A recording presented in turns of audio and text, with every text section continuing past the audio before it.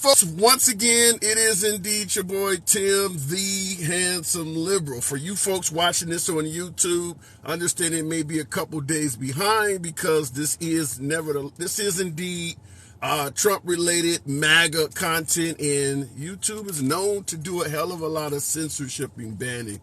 So it is your boy Tim, the handsome liberal. Today we're going to talk about what you often hear coming from the right side of the aisle and sometimes the left side as well. Democratic cities. It is not uncommon to hear folks on the right suggest that democratic cities are ran poorly. A lot of crime in democratic cities, a lot of issues you often hear talking about homelessness in California, host of other cities on the West Coast. So it's not uncommon to hear folks talk about the issues of democratic cities. So what we're going to be talking about is the differences between democratic cities versus Republican cities. Now, in terms of crime, there's no denying there's a hell of a lot of crime in democratic cities. But what does it take for crime to fester? Generally, we need a criminal. We need some form of an opportunity, something to do to commit the crime, whether it's stealing purses, catalytic converters, or taking out your neighbor's life. You need an opportunity to make the crime happen. And last but not least, you need a victim. So you need a criminal or an assailant, you need an opportunity, and you need a victim. Where are you most likely to find those three items? Let's be clear. You need to be in an area, most likely, that is heavily populated. Simply put, if you're a criminal, there's going to be a hell of a lot more opportunities in a heavily populated area than an area with less people. If I like to steal catalytic converters and I'm on a farm, maybe I can get on Jezebel's few Cadillacs he got out in front. But if he's awake and alert, there's nobody else around that has a car.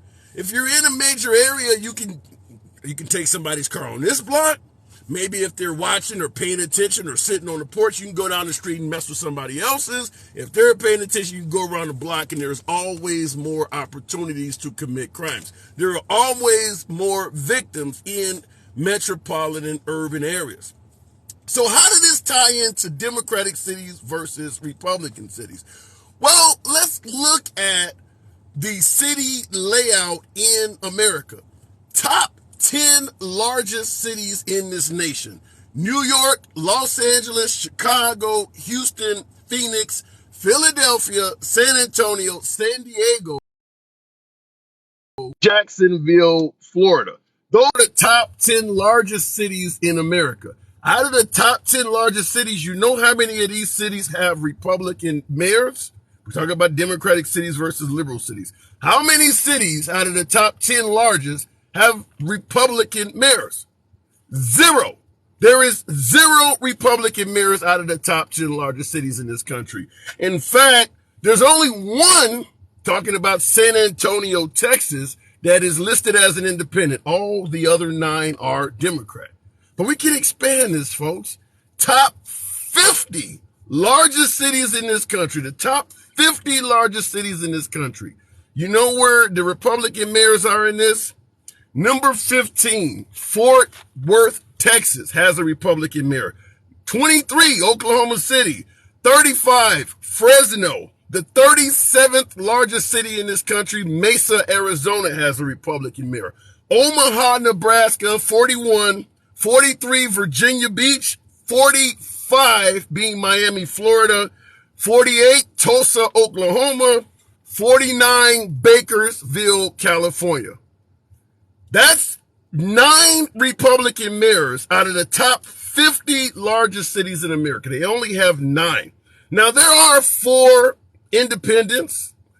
I mentioned San Antonio, Honolulu, Hawaii, Las Vegas, Nevada, Colorado Springs, Colorado. All the rest are Democrat. That's 13 cities out of the top 50 that are not Democrat. All the rest of them, literally all the rest of those cities in this country, are Democrat. So when you talk about Democrat-ran cities have a hell of a lot of crime, and then you factor in where all the people are at, It seems to make sense. But we have to ask this question. If the Democrats are running cities so poorly, why the hell do major cities continue voting Democrat election after election after election? We can talk about it reflects on the people. We can talk about the folks are not smart or they want free shit or whatever you want to throw in there. But we have to ask this question. What is it about the Republican Party that is disinteresting to big city voters? Why are no big cities or very few big cities interested in the Republican Party? What is that party doing to turn off big city voters? All right, we're going to go to the box as usual. You know how we run the program. It is MAGA friendly. Always is, always will be. Liberals are welcome on the program as well. We don't block, ban, or censor anyone for their commentary. So understand when you do come in the box, you don't have to agree with the host. Nobody gives a damn if you agree with the host. You're entitled to your opinion. I'm not going to censor, limit you, or block you in any way, even if you disagree with the host. Nobody gives a damn. Looking in the comments, Amber says we have smash and grabs all the time in California. That's the point we're suggesting, that for you to be a criminal, you need an assailant or a criminal, you need opportunity, and you need someone to victimize. Big cities have more of this. You're not going to have a hell of a lot of opportunities to do smash and grabs in rural areas. There's just not a lot of shit to grab. So when we talk about crime in big cities, the number of opportunities in big cities is just infinitely higher.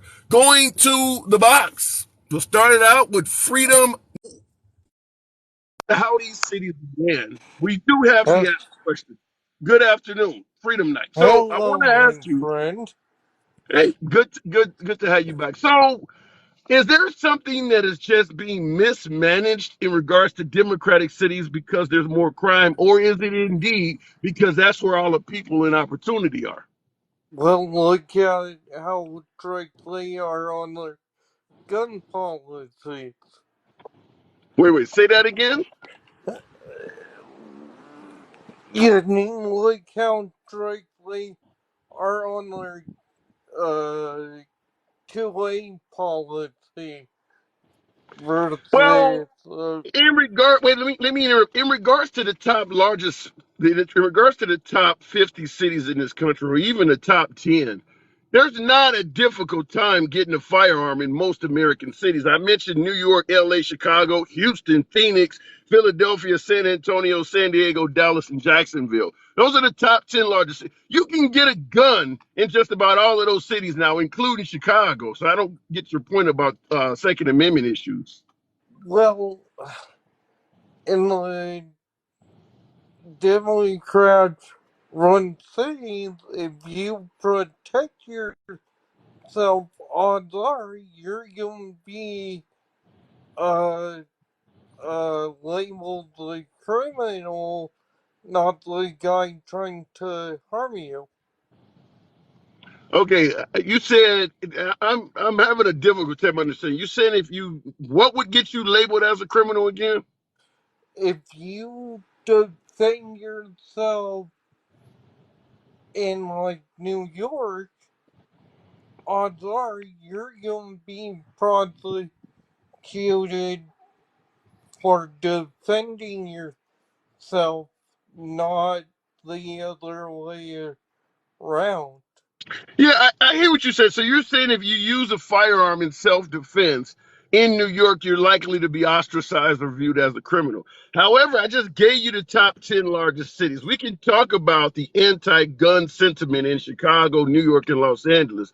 But all of those other cities that are on that list, Houston, Phoenix, Philadelphia, San Antonio, that's not true.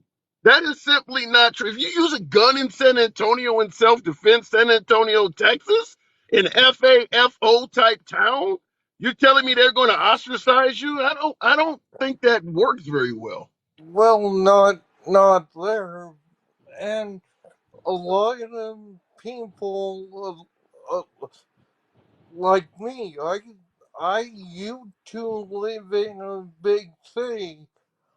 I moved out when I was 13 to a small town. So a lot of conservative people are seeing what's going on in the big cities and leaving for the small, quiet life. Okay. I'm gonna have to move it on, but I will answer your question on the other side. So, why are conservatives? He was asking why are conservatives moving away to small towns? Well, it certainly could be crime related, as we talked just stated. Most big cities are where the crime in America is likely to happen. As I stated earlier in the broadcast, to commit a crime, you need opportunities and you need victims. And there's just simply a hell of a lot more opportunities and available victims in a big city compared to smaller areas. So why are conservatives leaving a big city? Well, that also should be viewed from a standpoint of why do big cities not vote for conservatives? So it's possible that the conservative principles do not resonate well with heavily populated areas, which could lead heavily populated areas to not vote conservative and could lead conservatives to leave heavily populated areas. There is just something about big cities in America, particularly, that do not vote conservative. I just gave you the top 50 cities in America. Out of the top 50 cities, only 9 towns are ran by Republican mayors. That means 41 cities in this country, the top 50, where all the damn people are, 41 cities are not ran by Republicans. The only 9 out of the top 50, once again, Fort Worth, Texas, Oklahoma, OKC, Oklahoma City, Oklahoma, Fresno, California, Mesa, Arizona, Omaha, Nebraska, Virginia Beach, Virginia, Miami, Florida, Tulsa, Oklahoma, and Bakersfield, California. That's it. 9 towns out of the top 41. Now, there are 4 ran by mayors that identify as independent. San Antonio, Honolulu, Hawaii, Las Vegas, Nevada, and Colorado Springs. All the rest of them, outside of that 13, are ran by Democrats. What is it about the Republican Party that big city voters just do not seem to like? If the big cities are ran so poorly by Democrats, why is big cities having a hard ass time getting a Republican mayor? A lot of these cities have had nothing but Democrat after Democrat after Democrat. I'm born and raised in Chicago. I don't remember the last time Chicago had a Republican mayor. I don't even remember when that last was. Going back to the box, Betty in the comments, Star Grandmother says grandma says the big cities represent all of us. So are we suggesting that conservatives do not represent the population as a whole? Are we suggesting that conservatives only represent a small sect of the population? Going in and I see Eon in the comments followed that up by saying too much diversity in big cities. So once again, is the Conservative Party not a good party to represent diversity? Is that what you're saying? Going to the box, Fertigreat. Welcome to the program. What do you think? Do you believe the Republican Party is not in favor of diversity? Their policies don't represent diversity in my point of view, and that's part of the issue. Like you kind of said before I came up, people in the comments kind of share their sentiments that the diverse population of cities, you got to kind of touch everybody with a policy, and some of their policies seem to be very narrow-minded. Give me an example of a Republic. You say Republican Party policies are not good for diversity. Elaborate on that. Explain what do you mean when you say the Republican Party in their policies do not fit diversity very well. Well, I mean, in the cities, I'm from Indianapolis, so I'm like 3 hours down the way from you. So in my city, there's a lot of crime, but there's also a lot of needs that it seems like the Republican Party doesn't want to support, programs just for the homeless or for mothers that need help, uh, abortion, I mean, trans issues. To your point, I think I've talked to you about this before, in these small towns, you go rob a store, everybody know it was little Timmy Junebug's son or whatever the case it was. So when the cops come, they probably slap him on the wrist like, "Hey, man, we told you about this." But in the cities, everybody is pretty much strangers. So there's no loyalty, there's no relationships of growing up with people besides the people you already know. So uh, that's the difference, and that's the diversity I speak of. Mm. So, I mean, based on what you're saying, even though there's a lot of crime in big cities, hell, is it safe to assume that big cities are going to continue voting Democrat? Yeah, until someone on the other side has something that's outside of that box that's perceived or reality. I mean, that's the perception, at least where I'm from. Unless they tell us no, that's not really what they mean, and show us and vote that way. We have something going on in my city right now between Hogsett and some guy named Shreve. Shreve was a Republican that was for gun rights, abortion bans, but now he's trying to cut it back a little bit because he needs that city vote. But it's too late. Like you're pandering at this point. You know what I mean? Mm. So Now, Indianapolis, not even, I don't know if well, it probably was on this top 10 list. I'm sure your mayor is probably Democrat, correct? yes. Yeah. Wow. I mean, so, because you hear the Republicans saying Democrat cities are ran so, saying that, I mean, there's just no hope for Republicans in large cities at all at this point, then. Well, I mean, unless someone changed. I mean, I could be a little biased because I lean left, but it seems like we have more people with different ideas. You know what I mean? It just seems like there's always that vein down the middle on the red side or Republican side that, they're for, core Christian values, and in my opinion, and that's with a diverse population, core Christian values doesn't apply to everybody. You know what I mean? That's a good point. So in the comments, Debbie asked a question. Debbie Bradley asked, wouldn't you want to try voting different to see if you get a different result for your cities? When you look at Democrats voting over and over again, or big cities voting over and over again for liberal mayors, what about the notion that maybe you should just try something else to see if you'll get a different result? I'm I think I'm a sensible person, but like I said, their issues always follow this core Christian values, and I don't personally have nothing against it, but I know neighbors. It's just too diverse. That's not gonna hit the bullseye on everybody in a city. Like you said, abortion rights. We feel like that's a right.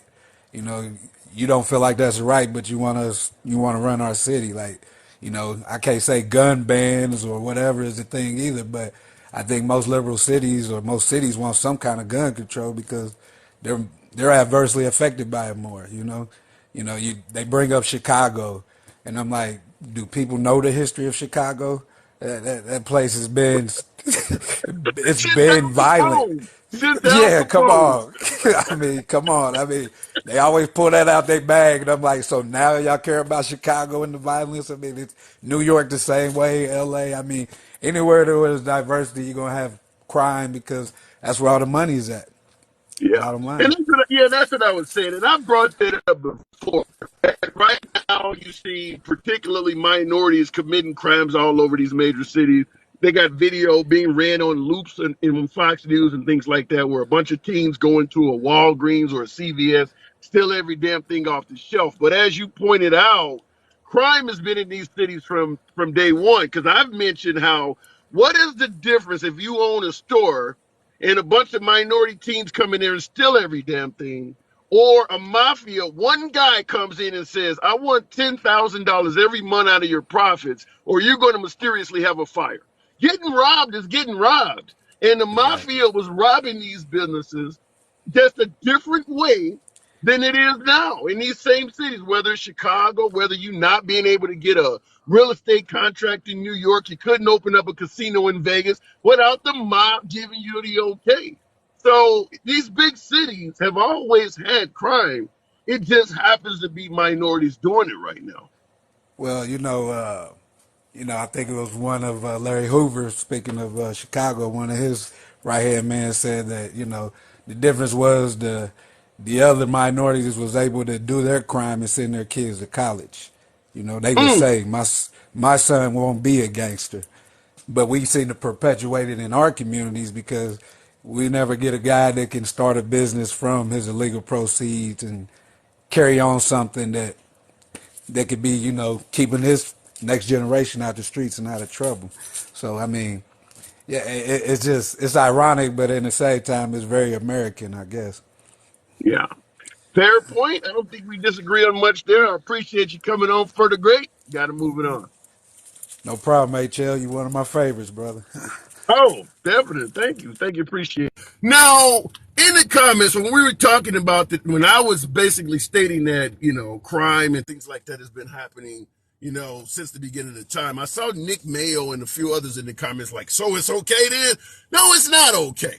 However, as what me and the last caller was alluding to is that it's not okay, but it shouldn't be treated any differently. And that is the difference, whereas the mob is kind of glorified, whereas with these criminals that look like yours truly, for instance, is being demonized. But getting robbed is getting robbed. You don't think there were innocent shop owners losing their lives, losing their businesses, losing their life savings to what the mafia was doing as well? It was happening then the same way it is now. It was just viewed differently. It was treated with kid gloves compared to what's happening now. Particularly because unlike the thugs you see now on TV, the mafia was tied in with politicians, tied in with police a hell of a lot more. So they got a better outcome than say what's happening now. But for the victims, the results were the same. Al Capone was leaving bodies all over Chicago. The same shit was happening. This is not new. This is not something special. Yeehaw, Tim. Appreciate the hat and mustache. But no, it is not okay by any means. Now, in regards to the comment, Timmy D982 saying, well, the mob was more organized. If you're robbing people, you're robbing people. In fact, the mob may be more organized, but they were probably costing their urban areas, their residences, even more money. Because you got to think, all of Vegas was controlled by the mob. How many CVS's, Walgreens, Best Buys do you have to rob and loot to equal controlling Las Vegas? Or preventing folks from building skyscrapers in New York because you control all of the union workers and they can't even so much as pour cement. So even though the mob is more organized, they're also hurting the public more. You think that's not going to lead to you paying more in taxes when these people are draining so much out of the economy? Did not get the same treatment. Once again, not saying it is okay, just pointing out that it got treated a hell of a lot differently than what's happening now. A lot differently. Now, looking in the comments, the black gangs of Chicago were organized. I grew up Disciples, GDs and BDs, Black Gangster Disciples, Latin King. I don't think they were more organized than the mob. I just do not, because the mafia got a hell of a lot of assistance from top-level politicians. For folks who are familiar with Chicago, Mayor Richard Daley, a longtime mayor in Chicago, was allegedly, now I'll put emphasis on allegedly, but deeply associated with the mafia.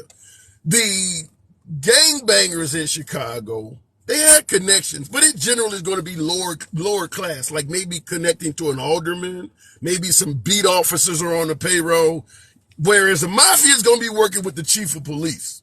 They're going to be working with the governor and people further up on it. As one viewer pointed out, the mafia was more organized, and that allowed them to take more out of society than these low-level gangbangers and criminals. Also keep in mind, most of the crime being committed by the low-level folks is happening in their own neighborhoods, whereas the mafia may have controlled the whole damn town. So it's a big difference. Looking in the comments, I see no Joe Biden supporters anywhere. Well, this is a program definitely friendly to MAGA. Liberals are welcome as well. So you may not have a lot of Biden supporters in the comments, but note that they are welcome. Tap the screen, get your boy up to 15,000 likes. Got a smaller crowd, a little bit less than 400 of you in here right now. This is profile, just decided to give this one some use today, but nevertheless, tap the screen, get your boy likes up. 15,000 would be kind of you. Let your thumbs not be lazy. Going back to the box, real quick in the comments, Chris says you never see Biden rallies. That is true. That is absolutely true. Biden does not have the same draw as Trump. In fact, Biden's biggest gift towards potentially getting reelected is President Trump. The only reason Biden was put in office is due to dislike of President Trump. So the bigger the Trump rallies are, the more frightened and concerned Biden voters become, and the more likely they are to vote for President Biden. So for folks who are on the left, we're looking at folks on the right saying, please have more of those rallies. We want to see a few Auschwitz t-shirts, maybe toss in a few Confederate flags, say some really hateful shit. Feel free to admit you're a nationalist. It helps out the folks on the left. Nobody's happy about President Biden. We need that shit. We need to hear that you prefer to see a few immigrants lose their lives crossing the Rio Grande. We need to hear that if a woman is sexually assaulted, who gives a damn, she's going to have that baby anyway. We are really in need of that because our leader is not attracting a hell of a lot of votes. So we do appreciate the size of the rallies. Going back to the box. Current thing advocate. Current thing. Good afternoon. Welcome to the program. Good day. How you doing? Good day. Talking about Democratic cities versus liberal cities. Top 50 cities in America, 30 plus are ran by Democrats. Almost 36 or something like that. I forgot my math. 37. 37 of the top 50 cities in America are ran by Democrats. Why do you think that is? Well, it has to go down with demographics of the city, the people who are in the city, the people who will vote the officials, and you would have to look at them.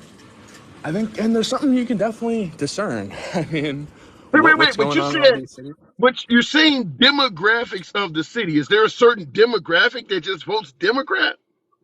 Well, yeah, for sure. Black people, 97, 99, or I think it's like 97 to 98% Democrat for the last 50 years, right? Why do you think that is?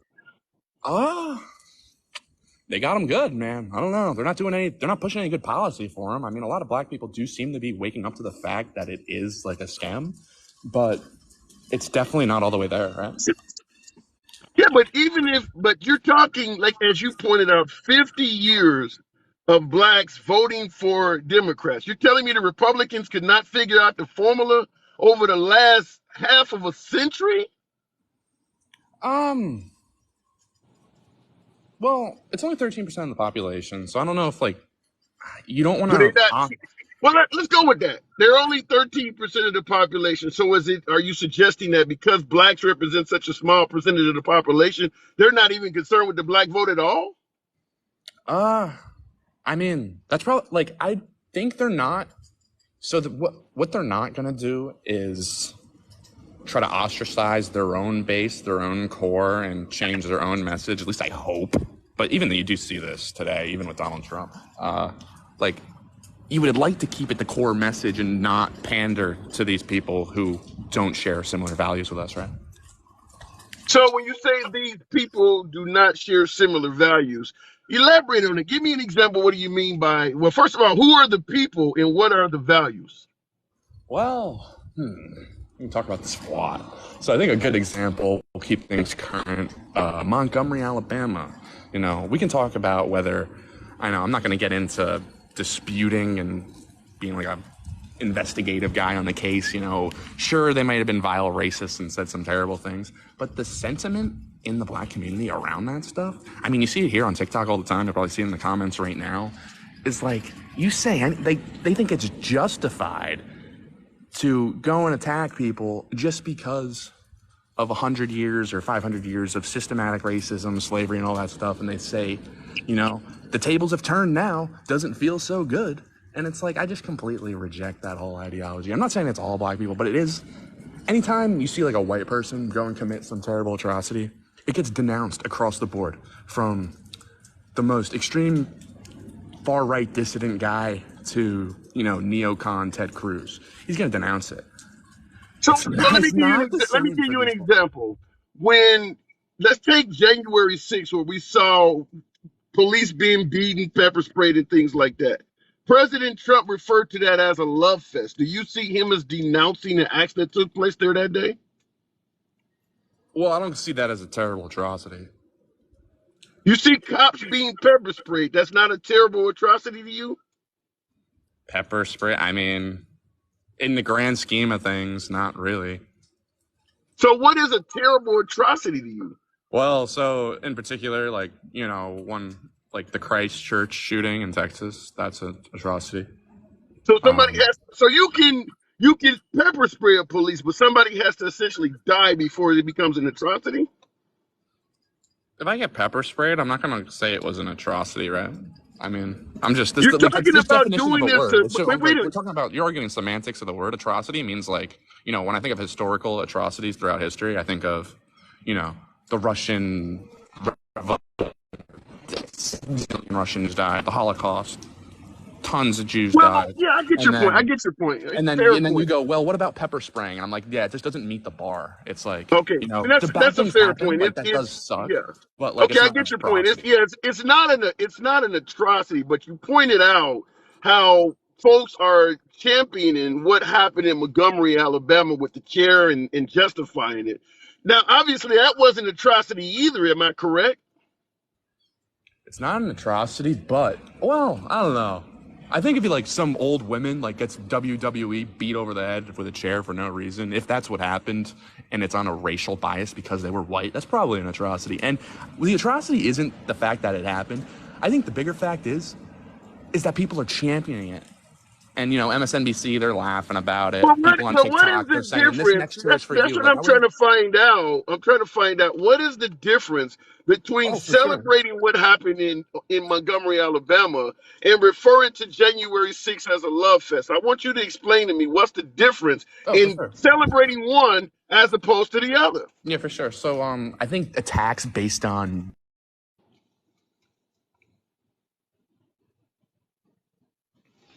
You muted your device. Current, you are I'm so muted. sorry. I got a call. I got a call. Can you bring me back up? I got a call. Okay. I'm so sorry. I got a call. All right.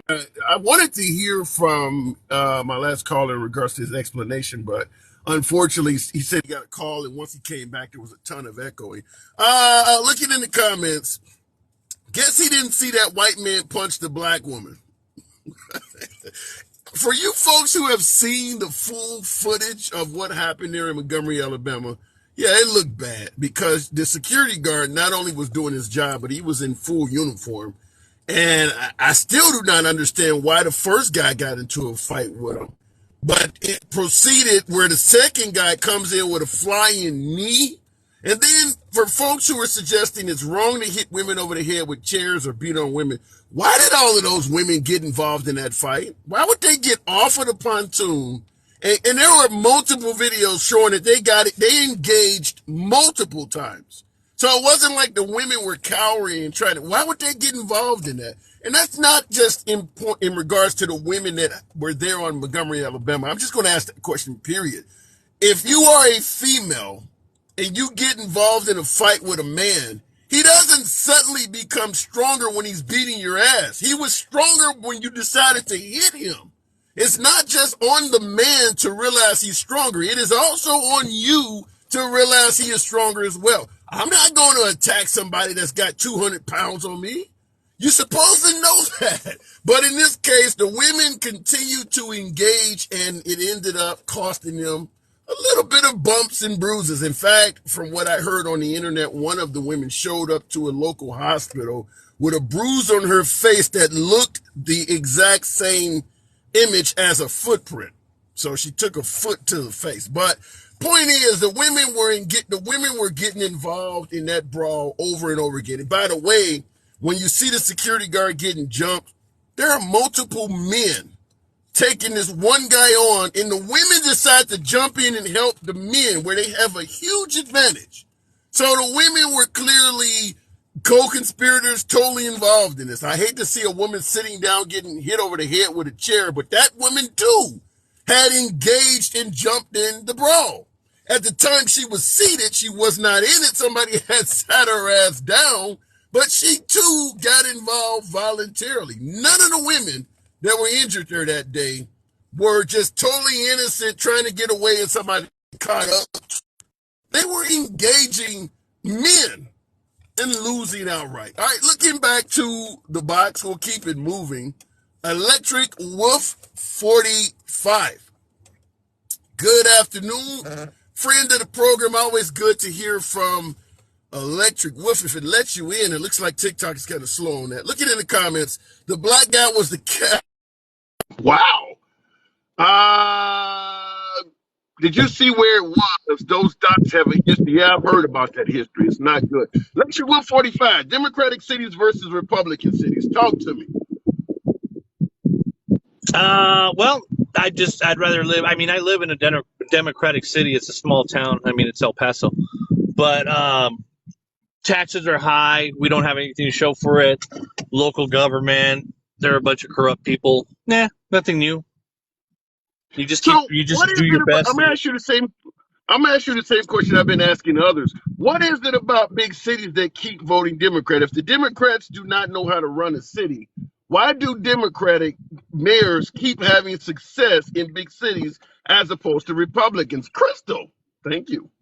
I think it's just because people see the problems in big cities, like the crime that happens, all the monster crime. Like you were saying right now about the mob in Chicago, and everybody says, oh, but what, it's a black people, it's the color, that's the only difference. You glorify violence anyway. I mean, look at the TV show The Godfather. I thought it was a good movie, whatever. But you also glorify black people with drugs and everything. Look at Empire, look at that Snowfall. I mean, you glorify the criminal element. I mean, everybody does. I mean, okay. It's just what it is. I mean, is it sad? Yeah, I think so. I mean, because then, but they don't correlate the thing with the violence and the way they're voting. And I'm like, really? You don't see that you're voting for the same garbage? I mean, you have a guy coming out saying, oh, well, it's just these poor people. They don't have anything to do and they're bored. And then on the other hand, you have all these people ripping off a Target, burning it down, stealing shit, everything else. And they're like, well, it's okay. It's just, well, it's not the same thing. I'm like, well, it's the same people. It's the same criminals. It doesn't matter the color. You're still a criminal. So then I have to ask, if Democrats are leading to all this crime in the major cities, I mean, why won't they vote? Are we to assume that most of the citizens in America's top largest cities are just dumb? Why won't they? It's not that they're dumb. They're willfully ignorant. They don't want to correlate the same thing. Like I said, they don't want to see that their policies are the one that's driving the crime. They just want to blame it on. It's because the Democratic Party is really good at deflecting. They're super well at deflecting. I'm fine with criticizing the Democratic Party, but what I'm trying to figure out is, why isn't the Republican Party able to figure out the formula and make themselves appeal more to larger city voters? We're talking like 50 years of this or more. I mean, we can blame the Democrats. We can blame the Democrats for anything we want to blame them for. But at the end of the day, Republicans do not seem to be getting a foothold at all. And it's not. And I agree with you. But the problem is that Republicans have a boring message. Republicans have it's very boring. It's very, hey, live on your own, do your own thing, leave everybody alone. Law and order, follow the rules. It's very generic. It's very boring, but it works. The problem is that the people say, hey, look, they're going to give us money for this. The Democrats are going to do this. They're going to open parks. They're going to open museums. They're going to do this. And they never do it. They promise all sorts of stuff. But generically, the Republican message is just very boring. It's just freedom. That's it. It's just think about what you just said. You said the Democrats promised they're going to give us money for this. They're going to open parks. They're going to open museums. Are you suggesting that the Republicans do not offer people anything? Well, no. All they offer them is their rights. That's it. It's boring. They offer them their freedom. Like, hey, we want to make it easy to get a job. We want to make it easy for you to work, for you to walk to school, for you to learn in school, for you to learn the right things in school, to reading, writing, things like that. We want to do it right. But the thing is, it's boring. In regards to making it easier for you to get a job, that's where all the jobs are in the big cities. The liberals are there's plenty of jobs in big cities. So the liberals are doing, in fact, if you live in a small town, it is far harder for you to find employment than a big city. If you're living in the city, yeah, the jobs are there in the big city, but are they paying anything? And if they are paying anything, why are they paying you anything? Because your taxes are too high. Why? Because they have to have all these initiatives for all this crime that's going on and stuff like that to try to deter and defer and all this. And they're the ones causing the crime because they're the ones that are being lenient on it. Like I tell you, it's willful ignorance. You're deliberately avoiding the fact that you're causing all this truancy, delinquency, all this crime, all these people that are just causing all this crime, but you're okay with it because you got a museum on Black Lives Matter in the middle of the street and you have 10 coffee houses that are okay. That's it. So why I mean, can't why if you're, let's say you're correct and the Republican message is just boring. If you want people to vote for you, why not spruce up your message? Why continue like doing what? what you're What do you want Republicans to give them? you're admitting that the message is boring and it's not effective in big cities. So you continue doing it anyway? Well, what do you want them to do? What do Republicans have to do to give to people? What are they going to do? Oh, we're going to give you a gun with every vote. We're going to give you a Second Amendment. No, but in regards to your question, what do Republicans have to appeal to people? Isn't that something that the Republican politicians should figure out? Well, yeah, I agree, but the thing is, I'm not just because it's a boring message doesn't mean it's not a good one. The problem is that we just. I'm not saying it's not a good message. I'm saying it's ineffective. These cities continue to vote against you. It could be a good message, but it would be like trying to get you to join the military. But the cities are going to keep going to shit. But here's the point I'm making. At some point, you have to realize, I don't care how good you think your advertising is, if people are not showing up for your cause, you need to change the message. But like I tell you, why are we going to change our message? Your city's going to shit under Democratic rule. You still want to live in a shithole of Democratic rule with all this crime. You know that it's the Democratic Party that's causing the crime, their policies, and you choose to live there. That's your problem. Live on, move. I mean, hooray for you. But don't bitch and say, well, it's because it's the Republicans are racist. That's why we have crime where we're at. No, it's your fault because you vote for the scumbags that you do. But the answer. I'm not saying to get the votes. You just asked the question, why should we care? It's your area. Are you happy with President Biden as the current president? Shit, no, he's a scumbag. But I know I'm going to vote different. I mean, I'm not going to vote for him anyway. I didn't vote for him. That is the answer to your question. When you say, why should we care? It's your area. As long as you keep deliberately ignoring the big cities, we are going to keep swaying elections the way you don't want. Maybe you need to go to those big cities and actually show that you do care. But what do you think Republicans are going to gain from New York? We're not going to win New York, but we don't need New York to win. The problem is you win New York. Why do you believe you can't win New York? That's cool. They're happy. They're happy with the trash they got.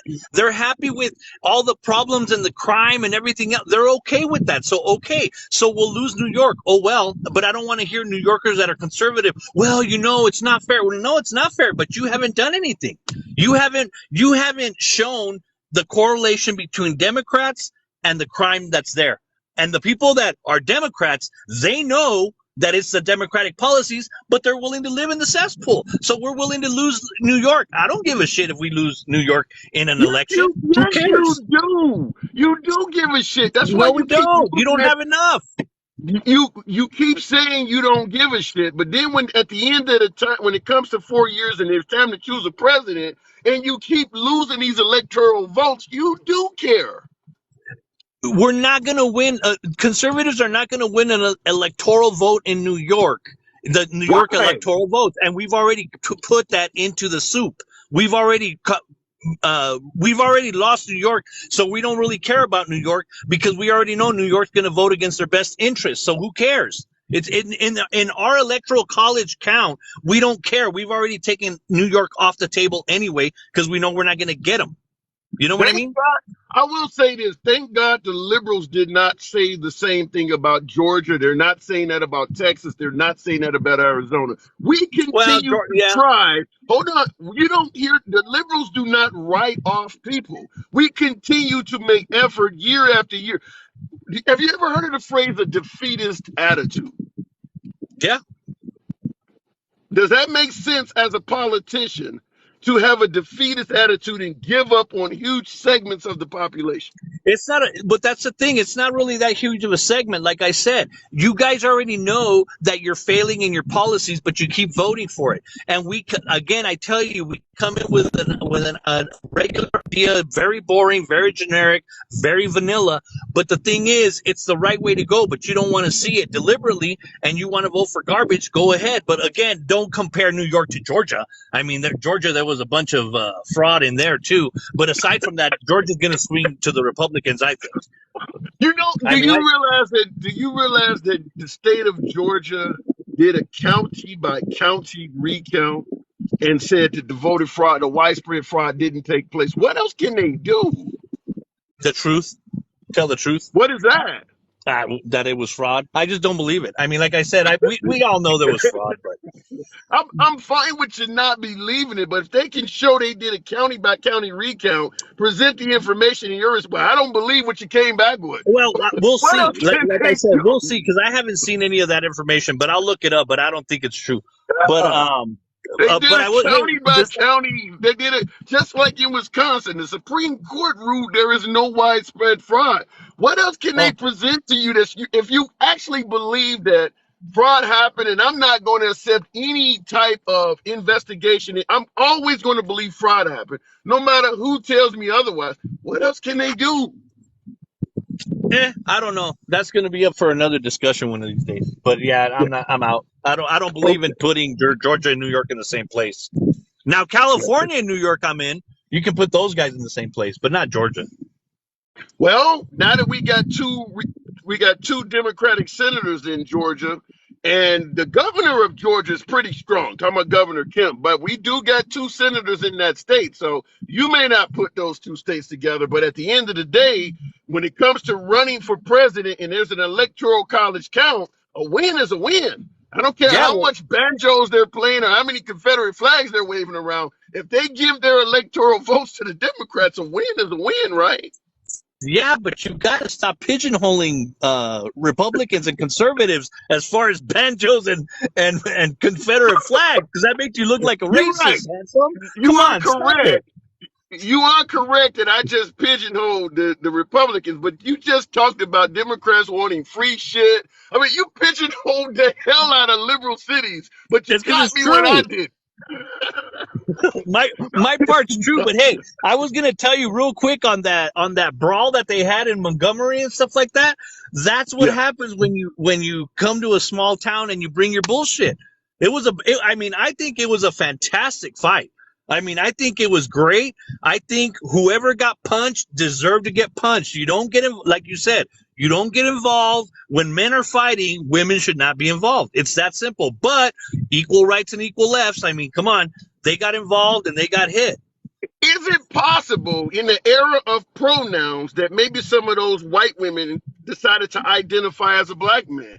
I think they did. And the thing is, they got what they got coming to them. I mean, it's like I said, it doesn't matter. But see, these black people showed exactly what the song means about try that in a small town.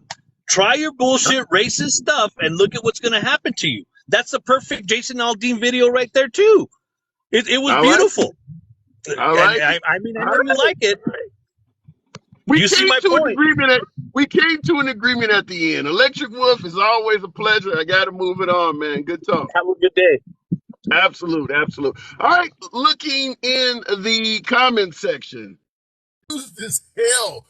Ninely, be kind to my guest. Said he's confused as hell. You guys are funny. No, try that in the big city. That is true too. Because, well, you know something? Montgomery is a big city, particularly in Alabama, but yeah, there are certain areas, like if they had did that in Chicago, those people may have died. So you don't want to try what they tried in a really, really big city. I mean, you know, the area they were in was obviously quite diverse, but if you try that, say, downtown Chicago somewhere, it may not be enough cops to stop the ass whooping from taking somebody's life.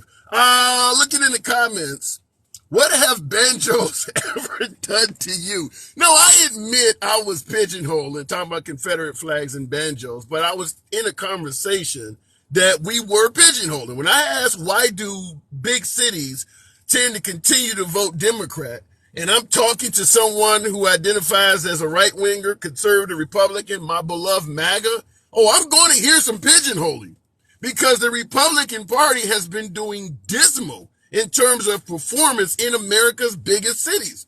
The only way to defend the Republican Party is to pigeonhole your ass off. You're trying to explain why they have continued to not get the attention of big city voters for half of a century.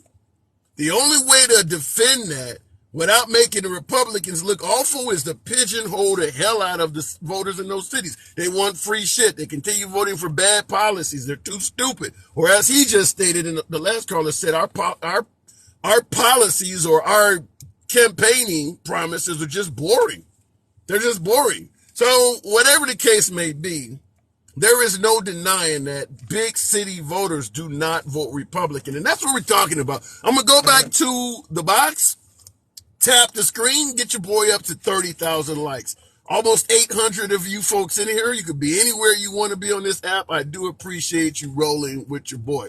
Program is and always will remain MAGA friendly. So appreciate you folks rolling with me.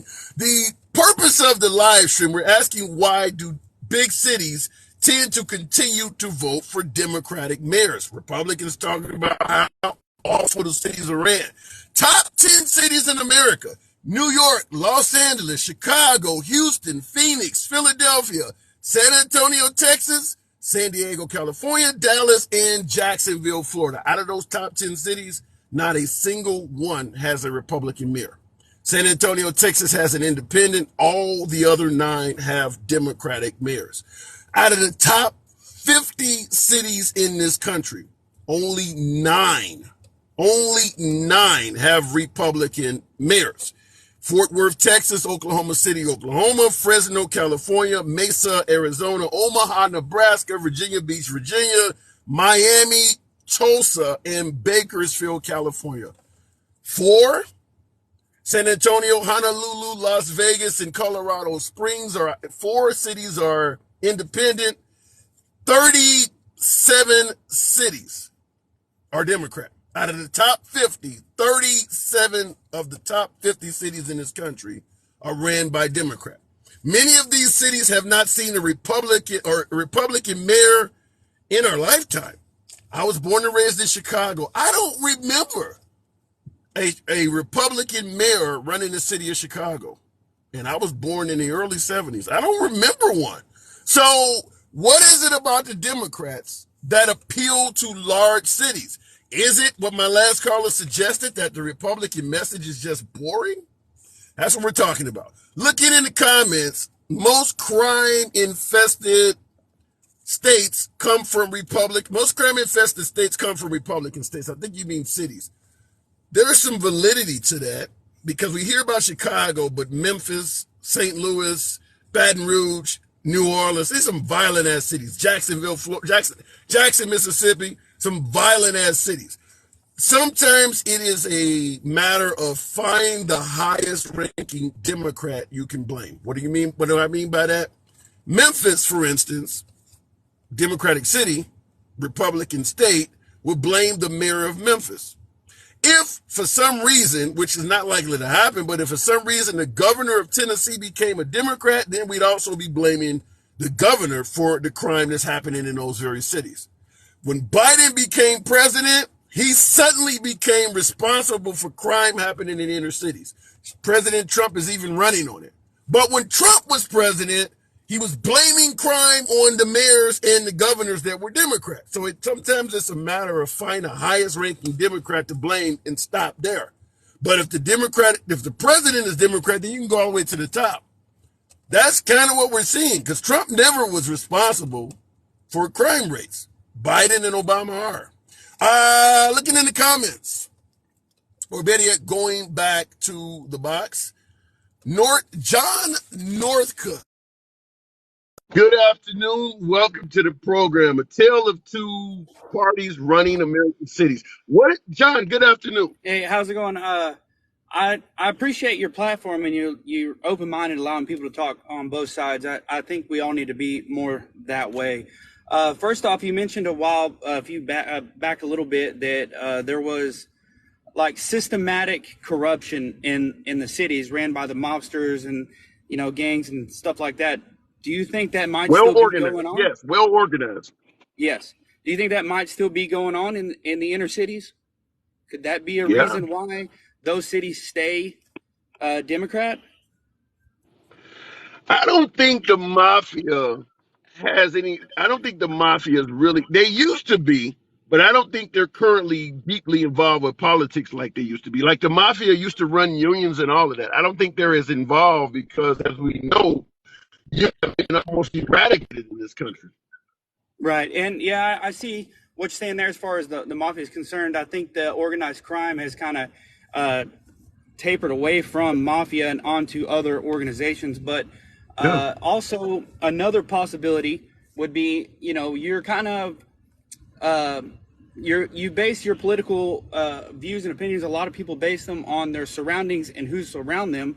A lot of people have a hard time thinking for themselves. If you're constantly being told that it's the other guy, you don't want the other guy. Look, we're trying all these social programs, but the other guys, they don't want to do that, and they keep blocking it. They keep blocking those programs, and they won't let us do them. You don't want the other guy, and it happens on both sides. Don't get me wrong, but Yeah, I don't disagree with what you're saying, but the point, I guess the counterpoint I would make is why can't Republicans come to these cities and let them know what the Democrats are telling you is wrong, as opposed to what my last caller suggested, where the Republicans have essentially said, we don't give a damn about winning New York. We've already written it off. I don't think that's it. I don't think that's the case. What I think it is the fact that these major cities have been Democratic for so long. A lot of people don't like change, and a lot of people are already set in their ways. They don't want to change, and they don't want to say, hey, let's give the new guy a chance. Plus, everyone around them is already set. They're like, hey, we're Democrats here. We're Republicans here. We don't want to change that. We want to stay where we're at. We don't want to change. Let's, they're gonna have, because the administrations, the local administrations in that area are saying, we're doing all these programs, but the other side is stopping us. They're trying to do more of this stuff, but the other guy's stopping us. And so it's that demographic in those areas that the majority of the people are already thinking this way, already being told that this is the way Yeah, but so everyone thinks. I mean, based on what you're saying, because we talked about with my last call a generalization or pigeonhole. Are you suggesting that American voters as a whole are just not very intelligent, that they're just going with what people are telling them, going with what the media or what Democrats are saying, and they're not wise enough to do their own homework and, become a free thinker and think for themselves? I'm not saying that they're not capable of it, but what I'm saying is it's easier, especially in my generation. I'm 34. My generation is lazy. We don't do the homework.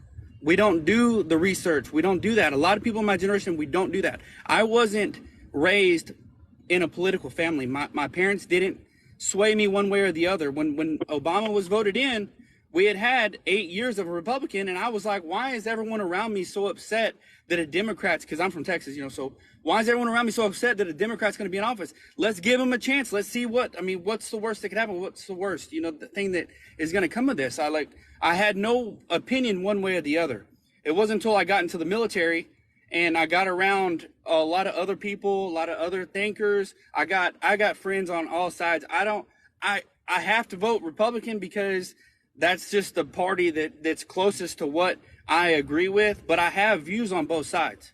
I don't think that the So government. let me ask it to you this way. If you were a Republican campaign organizer, let's say, for instance, somebody was running for mayor of a big city, one of these top 50 cities that had a history of voting for Democrats, what would you recommend? Give me some ideas that you might recommend that candidate do to talk to the public in that community so that they would consider voting Republican as opposed to Democrat. I think they need to get out more. They got to be more present. The problem is the funding. They don't, like the other gentleman was trying to articulate, they don't want to waste money on places they don't think they can win, which I disagree with. I don't think that that's a loser mentality. You're already chalking that area up as a loss, because elections are won and lost. They start on the local level, locally. Right. And if you got a local, your local government is one way, that's where it goes all the way up the board. It's won or lost locally. You start losing counties. But think what you're saying. You started out by talking about the funding, and they don't want to spend money for areas they think they've already lost. So Right. to some degree, you're kind of buying into what I stated. Whereas if you're not paying a lot, you're not putting up a lot of funding, and you view this as an area you've already lost. At some point, it doesn't become an issue of the voters voting Democrat because the Democrats are lying to them. They're voting Democrat because the Republicans are not showing up and showing them any attention. Right, and the opposition is telling them that y'all don't want to vote for them because they may hear what's going on in other places that the opposition may think that they can win, so they go and they campaign there, they do that stuff. So they may hear of it, but then they get from their friends and everything else, and plus the way we consume news nowadays, it is so like generalizing out of context that a lot of times you'll see clips and hear things and you don't get the whole picture, and they play it deliberately out of context to make it seem like that's what was actually said, because perception is reality. I learned that in the military. Perception's reality. If you've been working your ass off all day and then the supervisor comes in, the minute you sat down but he didn't see you working, now his perception's your reality because he perceives that you've been sitting there all day. You know what I'm saying? So perception is reality. Think about it this way. We got folks like Beto O'Rourke, Stacey Abrams. They both lost, but think about if we did what you're suggesting the Republican Party do, where we areas are, going to vote a different way and we don't even give the funding. Stacey Abrams has lost twice, but you see she keeps staying in the fight. Beto O'Rourke has lost, but he continues to stay in the fight. Why are Republicans not doing stuff like that? They're running in heavily Republican areas, Right. losing, but continuing to get up and stay in the fight and gaining ground. Where are the Republicans that come out to our areas and talk to us? And even if they lose, they're willing to stay in the fight. Where are those people? Well, see, and that goes back to the perception, because the way I perceive it, they have been doing that. But the way you perceive it is they haven't. Give me some names. Give me some names. You know what I mean? Because give me some names. Like, and I don't necessarily what was it, the governor in Georgia, that was a tight race right there, wasn't it? Yeah, Governor Kemp. No, that wasn't tight. He beat Stacey Abrams pretty good. Yeah, but the governor of Georgia is not running in a Democratic area. The governor of Georgia was expected to win. That's a red state. Right. Yeah, and then it's just I think they need to get out of that loser mentality and get more engaged. You know what I'm saying? Like, because I've gotten to where I won't even go to Austin, Texas anymore. I used to love going to Austin, Texas. My wife and I, we're history nerds. We love history, and so we go and see all these historic places in Austin and everything. Like, I won't even go anymore, man. It's just it's turned into a total shithole there. There's just homeless people everywhere, and let me say that. I want to say two things. I heard you said Austin turned into a shithole. I want to address that. But first of all, somebody in the comments, Matt's wife made a great point when I asked, give me something. Chris Christie is a perfect example of a Republican, even though MAGA does not like the guy now, but a Republican that went to a liberal area, knew how to talk to the people, and actually the gubernatorial job. That's what we're talking about. People like that. Now, you mentioned Austin being a shithole area. I want to point that out, that if you do want to change these areas and get folks to vote for you, calling huge areas shitholes is a turnoff to the people in those areas. You do realize that, right? Yeah, but I mean, they can see it for themselves, and then the local administration there, because Austin's blue, and the local administration there is like, well, we're doing all this stuff.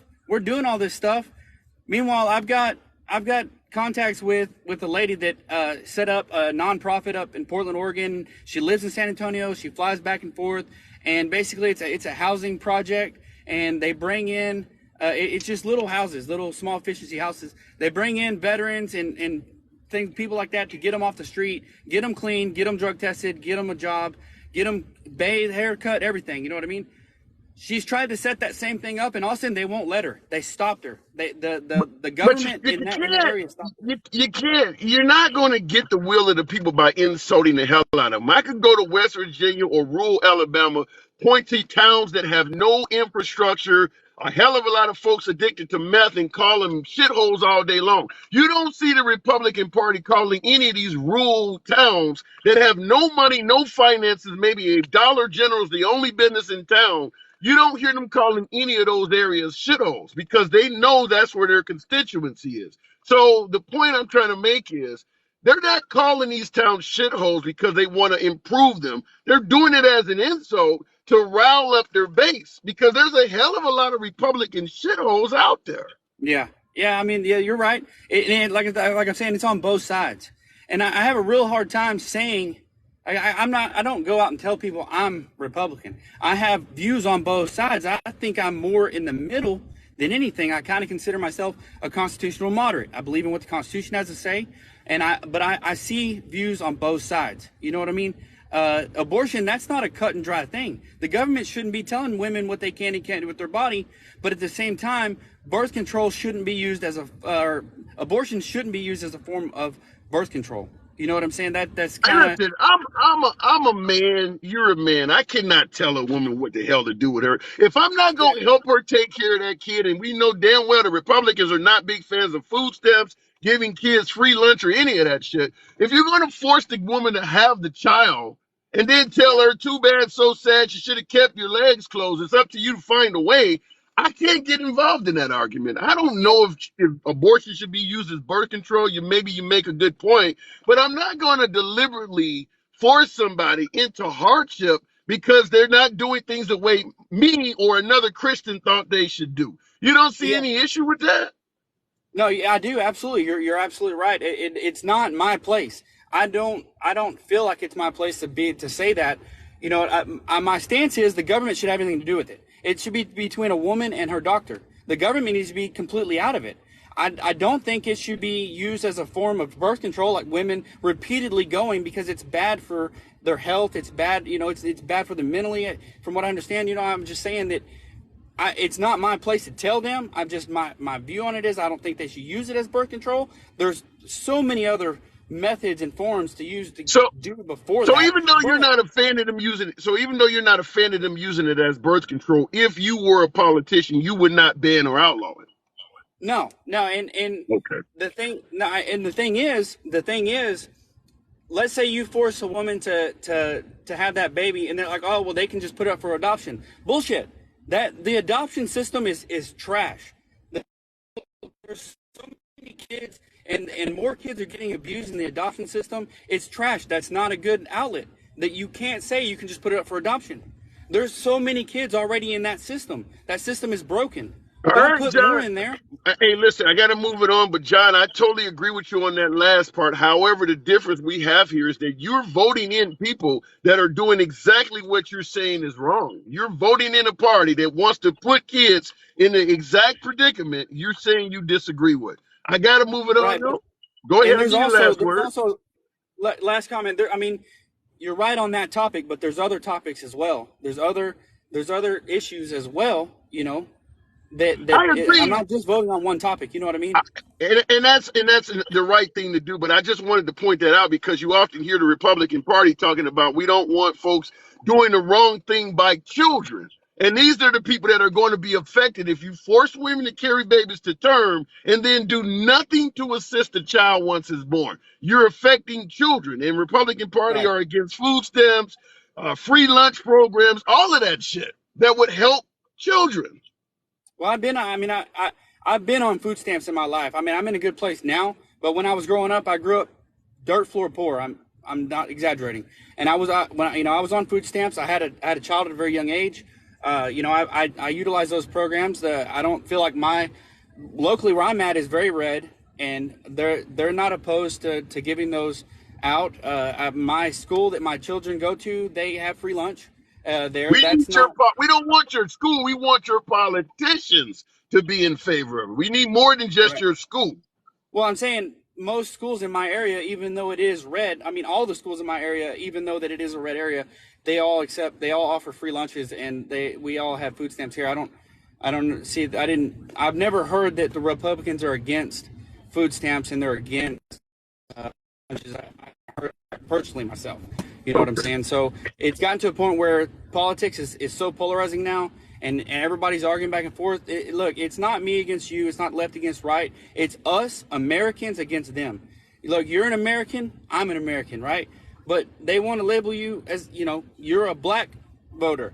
What difference does it make? You and I both think a lot alike. What difference does it make what your skin tone is? How does that affect your vote? How does your skin tone affect your vote? You know what I'm saying? I mean, culturally, maybe, but you and I, we're both Americans. We're both should be voting for what's best for us in this country. These people in government are representing us. Regardless of what side they're on, they're representing us. We need to get our people that we want to represent us in office.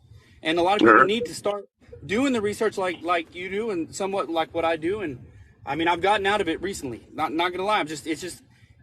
You got to take a break from it because it gets so mentally exhausting. I get it. It can get to be depressing. But John, I do got to move it on. Appreciate Yes, you sir. coming in. Appreciate it. Thank you. Absolutely. All right. Moving on. Look, it's the audacity. Do your research. SG, the audacity. I'm sorry, but your skin color does matter. Roosevelt, I totally agree with you. I don't want it to matter. I know a hell of a lot of folks, even on the right, does not want it to matter. But we certainly are not at any place in America where we can suggest skin color does not matter. I just did a post earlier today where 6 police officers, sheriff deputies down in the state of Mississippi, one of them received a phone call from a neighbor. One of the cops received a phone call from his neighbor alerting him that some African-American gentleman had began staying in a house on the block. The cop picked up the phone, texted 5 other cops, and asked them, "Are you ready to go on a mission?"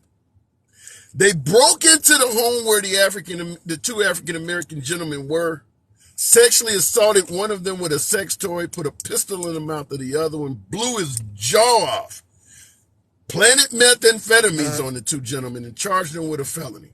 Those 6 officers have been caught, pled guilty. This happened in January of this year. You haven't heard Black Lives Matter or anything getting involved in this one. But they did plead guilty. They're facing a hell of a lot of time in prison. But I posted this on my page. I had somebody in the comments ask, well, can I see the rest of the story? I don't trust the media. They pled guilty to using a dildo on somebody. And you got somebody saying, I need to hear the rest of the story first. I don't trust the media. They actually pled guilty to this. That is just shows how difficult it is to hold bad cops accountable. If I'm ever in trouble, I need somebody like that. I need to hear the rest of the story, even though this guy is laying on the ground and his butthole was open wider than a shark's mouth. Maybe the cops were justified. We need to see the rest of the story, even though they've pled guilty. Anyhow, going back to the actual topic, Democratic cities versus Republican cities. Hear a lot of Republicans suggest that Democratic liberal cities are ran improperly, hell of a lot of crime there. As I stated earlier in the program, generally for crime to flourish, you need 3 different issues. You need a criminal or an assailant. You need opportunity. There has to be something to cash in on, whether it's stealing catalytic converters or taking the life of your opposition. And of course, you need victims. Where is there an abundance of these 3 items? Criminals, opportunity, victims. Big cities. You're not going to go around a rural area stealing catalytic converters. There's not as many cars there. You can't take somebody's purse if nobody's walking down the street. So, first of all, let's be clear, big cities are where the opportunities for criminals exist. So, why is it in liberal big cities? Well, as I pointed out, the top 10 cities in America, with the exception of San Antonio having an independent mayor, top 10 cities are all liberal. Top 50 cities in this country, only 9 of the top 50 cities have a Republican mayor. You got to go down to the 15th largest city before you even find one. Top 14 cities, there's not a single Republican mayor. So when you talk about crime in liberal cities, and you talk about the fact that you need opportunity and you need victims for crime to even take place, there's not a lot of big cities ran by Republicans. So that's why there's more crime in liberal cities, because shit, all of the liberal cities are where the people are. That's not to say that maybe some of the policies being implemented by liberals may not be promoting crime, but you can't compare it to Republican cities because there's so few out there. Leading to the question, why the hell do big cities seem to avoid the Republican Party like the plague? You can say what you want about Democratic policies suck and it makes big cities awful, but for some reason, and we're talking 50 years or more, big cities have continued to vote Democrat. So we're not just talking about, Generation Z or whatever the hell we're on now is a generation that doesn't do its homework. They're not smart. They're lazy. This has been happening for about almost 3 continuous generations now. As I stated, 50-year-old, I don't remember a Democratic or better yet a Republican mayor in Chicago. I don't remember them having one in my entire lifetime. Are we to assume all of the Chicago voters since the 1970s have just been lazy, listening to the media, and too stupid to think on their own? Is that the explanation for all of America's top largest cities? Is that the entire population is just too stupid to think on their own? Or is it possible the Republicans are not offering a diverse community what they find favorable? That's what we're talking about. Going back, oh my God, Rick, in the comments, Trump face down in a ditch 2024. That's an awful statement. That's the kind of shit that can get you blocked, man. Don't do that. Don't do that.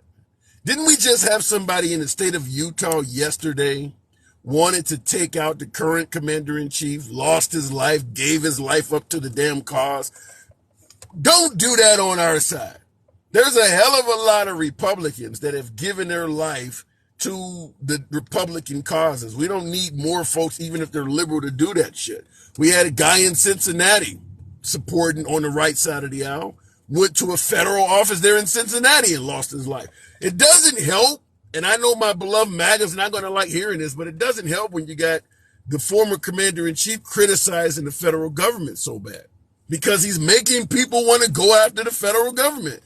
But yet, the guy in Utah got into a firefight with federal officers, and you're not going to win that fight. I mean, even David Koresh didn't win that fight, and he had a hell of a lot of weapons. You're not going to win that fight. But in Utah, another anti-Biden, anti-liberal voter lost his life for the cause. So I don't like those comments. Trump is threatening judges, which is a crime. Yes, it is, but he's doing it from a manner of having possible deniability. If you come after me, I'm going to come back after you. Well, who the hell are you talking about? Well, I'm actually talking about this cat. If the cat scratches me, you can make up any damn thing. So, that's how this country has often been. You hear African Americans accusing folks of racism. Well, there's always plausible deniability. Not racist. It means this. So Trump has plausible deniability. He didn't name any names, so right now he's off the hook. Looking in the comments, we'll keep it moving with Andy. Program. Good afternoon, Andy. Democratic cities versus Republican cities. What is it about Democratic cities that refuse to try a Republican mayor? Maybe they could do better. Birmingham has the largest economy in the entire state, and it's blue. How are they going to do better? And rural states pass laws against you all the time to make it harder to do anything because they're scared of everything. That's what Fox News is. It is the fear machine. Give me an example of rural states passing laws against you out of fear. I live in a state where we have dry counties, right? They're afraid to even let you drink. Alcohol. Yeah, there's no alcohol. Now, being from Chicago, I don't know what the hell a dry county is. Explain to me. Does that mean like not on Sundays, or you can't buy alcohol? How does that Not at work? What does it all. mean? Can't drink. You can't buy alcohol at all. Can't drink there. Can't open it Ever? ever. No bars, no clubs, nothing. No. How does that work in a free country? We had blue laws for a long time, and there's certain things you can't buy here. I mean, lots of things here in the South are restricted, or for a long But time, these are the entire wait a time, minute. you But your can't buy state, groceries on Alabama, Sunday. but Alabama, a state where folks are suggesting they're patriots fighting for freedom, but you don't have the freedom in a host of counties to even drink alcohol. No. Why did they do And that? the Bible Belt that they don't practice. So they're trying to use religion to prevent people from having a wee bit of the spirits. Yes. I A wee can't bit of believe it. anything. Wow. Look, I have decided Republicans are against fun of all sorts. Well, that's certainly if you're talking, because I never heard of. I mean, I've heard of the term, but I've never been in. I don't drink at all, so it wouldn't matter to me anyway. But I do believe So a person should have the right to drink. But how does that and freedom even end up in the same sentence? That sounds like the Taliban. it doesn't. Whoever said I was wrong, bring your own self down here. Even the Jack Daniels plant in Tennessee is in a dry county. They can make it, but they can't sell it. And I'll tell you something in regards to dry counties and using religion to prevent people from having alcohol. One of the things I talk about all the time is you hear about AOC, or you hear about the squad, or you hear about Bernie Sanders, and you hear about the far left. One of the things you don't hear about in this country, and certainly you won't hear it on right wing media, is the far right. There is a far right element in America. Folks on the right don't talk about it, but what you're talking about, dry counties, that is a far right policy, preventing people from having, a drink or something. That's a far right policy, and it goes against all the tenets of freedom, in my opinion. Nobody in that county is trying to vote against that. They don't. I mean, they don't think about it. They live in the country. Most of them break the law. They make moon and all kinds of things. They all break the law. They act like they're all lily white. They're not. Um, and on top of that, Mister women shouldn't use it as a birth control. They don't. It is the lowest it has ever been in history since it's been passed. That's why it was so shocking that they passed that. And on top of that, Republicans tried to, right after that, get rid of birth control. So they want to turn us into incubators. It's not about saving babies' lives. Don't kid yourself. Alabama's laws are so strict that they only left an exception for the mother. If you have a baby that's, born and its skull doesn't come around its brain and it's not going to develop right, too bad. You have to have that kid. Yeah. There's no such It's thing as a interesting. medical abortion anymore. So Cali these love. Yeah, things thank you. that he was Something in talking regards about, to go ahead. those things he was talking about, like there are no late term abortions except unless the child is incompatible with life, meaning it will not live outside the womb. So all Yeah, these I don't buy into it. I think fantasies even they right. have, I'm over Yeah, it. even So even Ron DeSantis talked about children being aborted like 30 days after delivery. That stuff is not happening. That is some ridiculous talk that women are giving birth and then coming back to the hospital when the kid is like a 1 month old and saying, I want to abort it. I don't know where that even came from, but I have never heard of a single case one of somebody doctor, performing an abortion on a child that had no umbilical cord. The cord's already been cut, and you're telling me this kid can be aborted. That just does not happen. there was one criminal doctor up north, I can't remember where, and he did some late term abortions. He was like, like the mercy nurse. You always have one in the profession that's not right. So that's, he, it's him, and it's only that one doctor, and he got arrested. So Yeah. to continue for them to keep propagating that lie just irritates me to no end. Alabama was so bad you couldn't even buy groceries on Sunday. Nothing that don't work on Sunday. Mm-mm. And Yeah, corporations brought them on into I the know what future. that. Yeah, I know what that's like. I used to live in Australia for a period of time, and I know what it's like to live in a town where everything closed. And Australia's not very religious, but it is like America used to be, where things are closed on the weekends, give you time to be with your family, which there's some good in it. But if you're doing it from a religious standpoint, that is censoring freedom. Because in the comments, people were saying, well, you can drink in a dry county, you just can't buy it. Well, it's still No, stifling no, capitalism. you get caught, you're in a world of hurt. Because I have a. And look, they know when a stranger comes to the small town too. When my Wait a BMW minute. crosses What do the you mean when you say you get caught? So you can't even drink legally in a small town, or in well, not in a? public, not in public. Okay. What about if you're sitting on your porch having a beer? I don't think that's against the law, but I mean, because you're on your own property or whatever. But I mean, it, for them to talk about freedom, they took away, and abortion really is women's health care because they gave us the morning after pill. We have birth control. Most of them are like the abortion rate was at a minimal. But what they're going to do in Alabama is they're going to have a bunch of women who miscarriage who are going to pass away.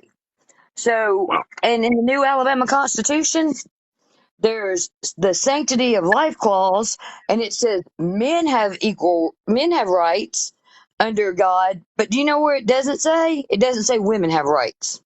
And any of you that don't believe me, pull up the Alabama 2022 Constitution. They were only supposed to change the racist language in it, and they changed everything. So because this is something you often hear from folks on the right. We didn't ban abortion, we just gave it back to the states. So let me ask you this. If you are in, say, Mobile, Alabama, you're down at the bottom. If you want to terminate a child as a Mobile, Alabama resident, where is the nearest place in America do you believe you could go to 3 terminate a states child? away. Where? 3 states away. What state is that? Whatever is above Tennessee, whatever blue states are above Tennessee. Well, Kentucky is above Oh, Tennessee, and that ain't gonna help. Illinois? yeah. Wow. Because Indiana is not very friendly either. Wow, that's a Mm-mm. long way from Mobile, Alabama. That would be a Well, long way. and this is my biggest thing. They talk about freedom, but everything is legal in Vegas. And Yeah. look at and they talk about, oh, I am pro-life. That's why you can't have an abortion. But by God, don't take my gun from me, and don't put any restrictions on me at all. Even though the Constitution does not say what they think it does. Now Um, I want you to give me what you think, because I don't know where to go with this. But in the comments, this is obviously directed towards you. Jacob Cross says, "I grew up in a dry county. This chick doesn't know what she's talking about." I would like for him to elaborate, but he's suggesting that what you're saying about dry counties is not true. you cannot buy alcohol there. You cannot drink alcohol in a public place at all. You get caught with an open bottle of alcohol in your car, you're going to jail. I don't care what he said. So And for state folks who, laws are different to each state too. So it could be, yeah, it yeah, could be and county to county and city to city. You can't make a blanket statement like that unless you've been to there. yeah. I So will just say this: of what is drinking in dry counties, whether you can drink, you can buy these little different variations of it. Fact is, it is a loss of freedom compared to, say, somewhere like in Chicago, where you can buy and drink whatever the hell you want. Because folks in the South are often bragging about how free they are. If you're in a dry no, you're county, not. you are missing some freedoms, no matter how you phrase it. And if you're pro Second Amendment and pro life, you're just pro birth. Mm. Yeah, we talked about that with the last caller. I do Because agree with that to if some they're degree. so religious, why are they afraid to go meet their maker? Didn't God say turn the other cheek? I could have swore the Bible said when somebody hurt you to turn the other cheek. And you're supposed to be happy to go meet your maker. Not God wants me to defend myself. Tell me where it says that in the Bible. I'm not religious, Nowhere. so I can't even speak on that. Oh, I'm not All right, either, but I man. had to learn it so that I could deal with these people. Well, yeah, you're down in the thick of it. I got to move it on, but you know how we do. Appreciate you coming in. Thank you. Peace. Absolutely a pleasure. All right. I wanted to point that out because I see folks in the comments coming with different corrections, such as you can drink in a dry county, you just can't buy it, or you can have a beer but not liquor and things. Fact is, no matter how you phrase what you can and cannot do in a dry county, you are missing freedoms. It just depends on how many of them are you missing. If you can have beer but not liquor, then you don't have the freedom to drink liquor. If you can buy but you can't sell it, then you don't have the freedom to open up a liquor store. You're missing freedoms in a part of America where the people are most known to brag about how free they are. That is the point I'm trying to make. In the comments, folks are talking about so move or don't go to a dry county. Well, shit, if that's the case, quit complaining about Second Amendment laws. Don't go to a pro or gun area. I'm just pointing out that freedom does not change its definition because you don't like the freedom. If you're in favor of dry counties or limiting alcohol consumption for some biblical reason, then you're not pro-freedom, period. You can give whatever reason you want to give, but you can't walk around talking about how much you're in favor of freedom when you're limiting the rights and freedoms of somebody else based on a law that you believe coincides with the Bible. It is that simple. Telling people to move away doesn't mean it makes the area any more free. It just means you are stuck on your methods up to and including limiting freedoms. And as opposed to actually discussing that, you'd rather kick the people out of the area. That is right-wing ideology, far right. Now, I'm not talking about traditional conservatives or traditional Republicans. When I talk about you don't hear about the far right, that there, dry counties, that is far right ideology. And you won't hear them discuss dry counties too much on Fox News or OAN or Newsmax because there's probably a lot of folks in those areas that would like to have some liquor. So they're not going to bring it up, but they'll hammer the far left all day long. But that is a far right mindset. Same thing with no exceptions in terms of pregnancy termination. That's far right ideology. And you can see based on the polls, even among Republicans, that they believe the Supreme Court has went too far to the right on abortion. That is far right ideology. You don't hear that too much. You don't hear Marjorie Taylor Greene, for instance, being called a far right politician. Certainly not like you would hear AOC, Elizabeth Warren, or Bernie Sanders, but she is. She's a far right politician. Look at in the comments. Texas can't buy alcohol at certain times. Why? Other than religion. All of this stuff is based on Christianity. Extreme Christianity, by the way, because most Americans have some ties to Christianity, but in some areas it's extreme. That's extreme Christianity, such as Texas Governor Greg Abbott trying to pass a law where you have to display the 10 Commandments. It even got the size of how big the place card must be in all public schools. My beloved MAGA is going to support that. That's fine. But that is far right ideology, period. You only want your religion displayed. You don't want the Quran put up there. You only want the 10 Commandments. You can come up with reasons why you think it's beneficial for a child to read the 10 Commandments, which talks about adultery. I don't know why an elementary school child would need to know about not committing adultery. If you don't want to shove sexuality down their throats, why are you putting up a document that says thou shalt not commit adultery in an elementary school? I don't know how many third graders need to be told, don't cheat on your wife. I don't get it. So just want to point that out, but that is far right ideology. Looking in the comments, Logan Carson, 25, said this country was founded on God. It's founded on a hell of a lot of things that we found out that are not good. I'm not here to suggest whether it was good to found the country on God or not, but it was also founded on a host of lies, such as separation of church and state. I agree with you. The country was founded on God. I personally believe it's very similar to having a loved one pass away and somebody tell you, if you need anything, call. They don't mean that. They're just saying that to console you during your time of grief. When this country stated on the Statue of Liberty, bring us your tired, your weary, your poor, or in the Declaration of Independence, all is equal, or what you're talking about right now, founded on God, at the same time saying separation of church and state. Very similar to, if you need anything, call me. They didn't mean any of that shit. They said separation of church and state, and then they opened up a Bible and started writing laws. Just some great sounding slogans to indicate you're all about freedom when in reality you don't mean any of that stuff. No one would deny that at the time of the Declaration of Independence all men are created equal was a lie. No one would deny that even with the Statue of Liberty suggesting bring us your tired, your weary, your poor. Well, as long as they come legally, that's not on the Statue of Liberty. Just come the right way. You think about how big that crown would have to be to put all of that shit around her head. Same thing with separation of church and state. As an astute viewer in the comments just said, founded on God.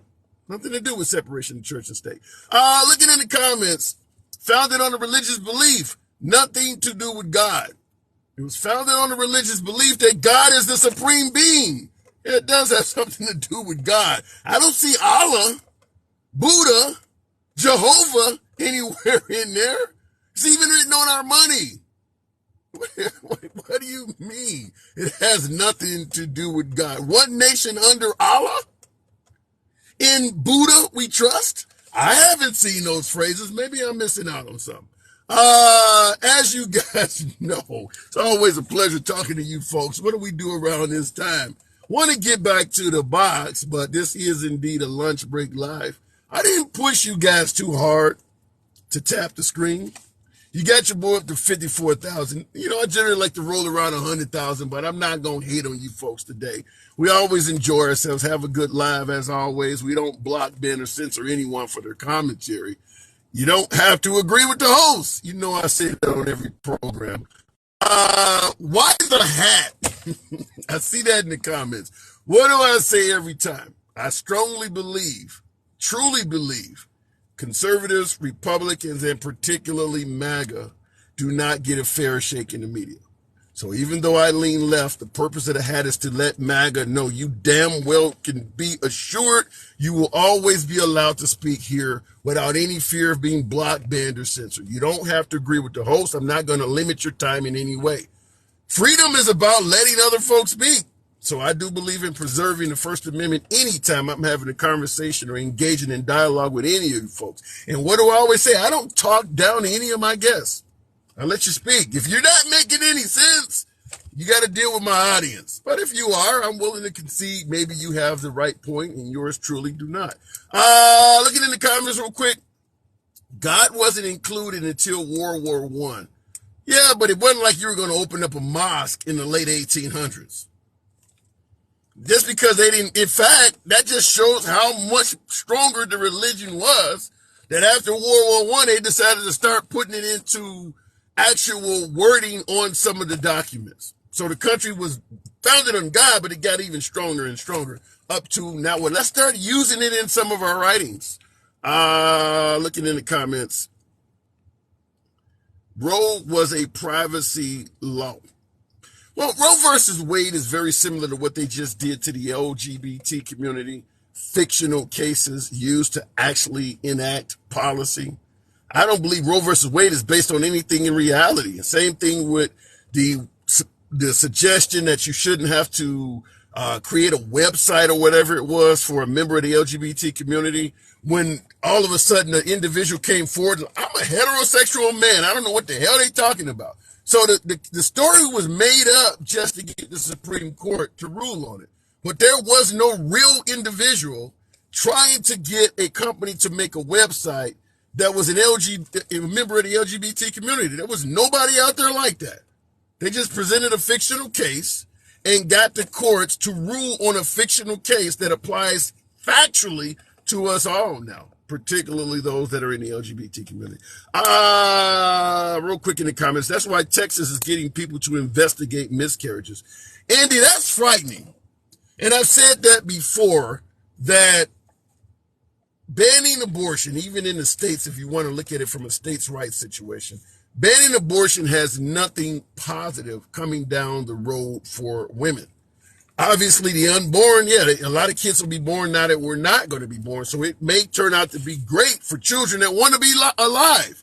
But for women, because now the embryo at conception is considered a life growing inside of you, you're going to find women being held accountable for, as she pointed out, miscarriages. Because if it's actually considered a life at conception, then any issue with that life could be murder. If you got a 1-year-old sitting in the car next to you and you're smoking dope and the 1-year-old gets a contact high and it causes that 1-year-old some problems, you're going to be charged with neglect or you're going to be charged with endangering the child. Well, what if that child is still inside of you and you're doing drugs? Well, now because that child has the same rights inside of you as the one on the car seat, now all of a sudden, if you're a drug addicted mother, you're going to be potentially being charged with child crimes. What's the difference? You decide to go on a roller coaster or do something dangerous while you know you were pregnant, it's murder.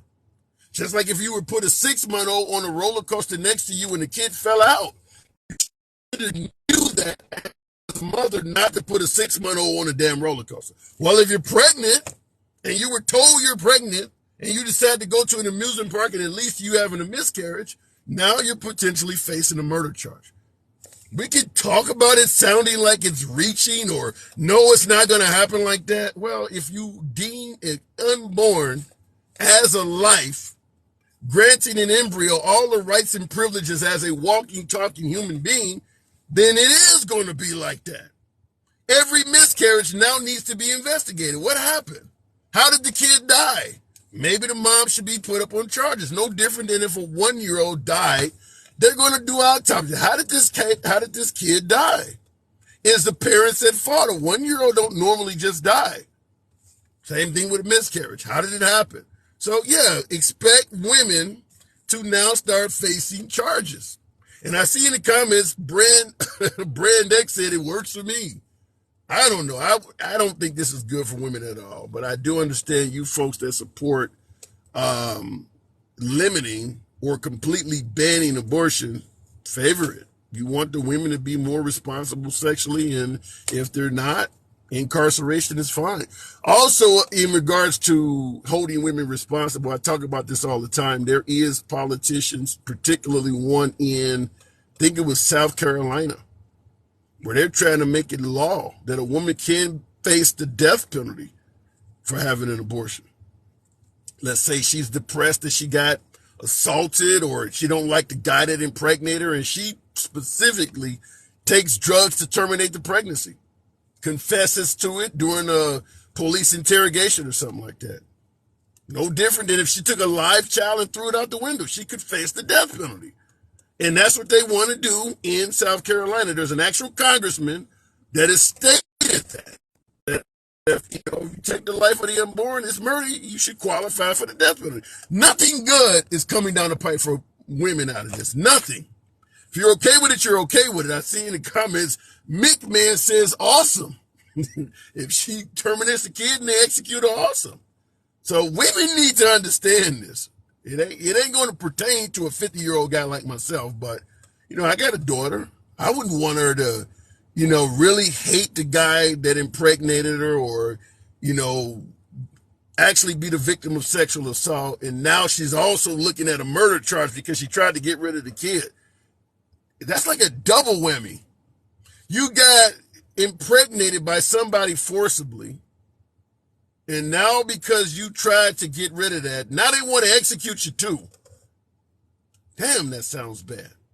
Even if it was irresponsible, let's take sexual assault out of it because most abortions have nothing to do with sexual assault. A lot of women just simply find out they're pregnant by a guy who's been cheating on them, or some cases maybe it's a black guy and this woman doesn't want to tell her family she got pregnant by a black guy. I don't think it does anybody justice by placing a woman on a gurney and talking about giving her a lethal injection or throwing her in prison for 20, 30 years. I think America's already too incarceration friendly. We already, I mean, as many people as we have incarcerated, what do you hear from the right? Liberals are too soft on crime. We need to start locking more people up. At what point do you start saying maybe the incarceration part is not working? How many more people you need to put in jail? Because I see in the comments, Angel Fan says America is soft. We got more people incarcerated in America per capita and in sheer numbers than any other country on earth. And we're still talking about we're too soft. We need more of them locked up.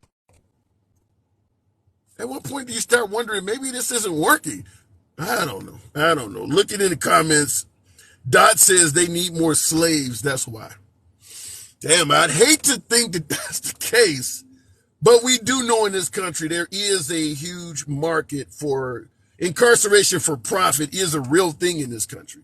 We know for folks who are incarcerated, everything's marked up from phone calls to simply a bar of soap. They are profiting off of inmates. I'm not saying jail or prison should be an easy place to be, but if you want to make a phone call to your loved ones should not have to pay $15 a minute to talk to you. Or if your loved ones decide to send you a few bucks, the city or the state should not take money that your loved ones are sending to make sure you can eat properly. They do all of that. All of that happens. There is a huge for-profit ring hovering around our penal institutions. I'm not a fan of that. I'm not going to call it slavery, but you are making money off of people that cannot leave the environment.